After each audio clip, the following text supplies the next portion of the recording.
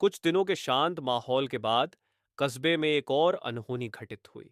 इस बार मामला था कस्बे के पुराने पुस्तकालय का।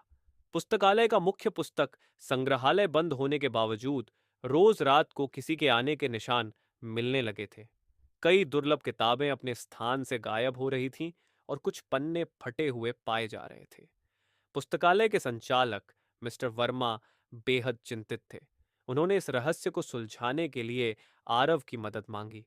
आरव और रिया ने अगले ही दिन पुस्तकालय का दौरा किया।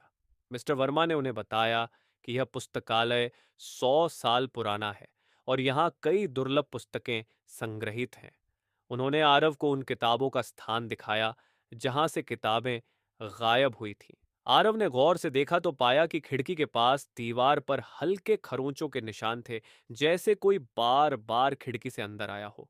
रात के समय आरव और रिया ने पुस्तकालय में छिपकर निगरानी करने का निर्णय लिया। पुस्तकालय की हल्की रोशनी में छिपे हुए वे चौकन्ने होकर हर आवाज सुनने लगे।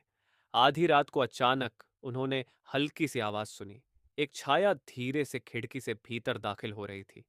आरव ने रिया को इशारा किया कि वे सतर्क रहें। अंधेरे में छुपे हुए उन्होंने देखा कि एक आदमी धीरे से किताबों के पास पहुंच गया और उनमें से एक किताब को खोलकर कुछ पन्ने फाड़ने लगा। उसके पास एक छोटा सा चाकू भी था जिससे वह किताबों को नुकसान पहुंचा रहा था। आरव और रिया ने तुरंत उसे पकड़ लिया और उसकी हरकतों का कारण पूछा। उस आदमी ने बताया कि वह एक दुर्लभ पुस्तकों का तस्कर था और उसे इन किताबों के पन्नों को बेचकर काफी पैसे मिलने वाले थे। उसने मान लिया कि वह इस जगह को तस्करी के लिए इस्तेमाल कर रहा था, क्योंकि उसे लगा कि यहाँ रात में कोई नहीं आता।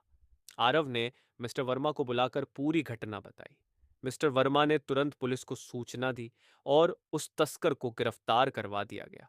कस्बे के लोगों ने आरव और रिया की सूझबूझ की सराहना की और पुस्तकालय में अब सुरक्षा और सख्त कर दी गई।